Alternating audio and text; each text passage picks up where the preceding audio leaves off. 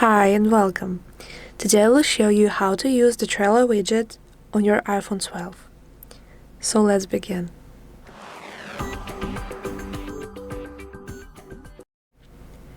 So first we need to choose where it's going to be. I'll choose this space. You need to press it and hold a little bit.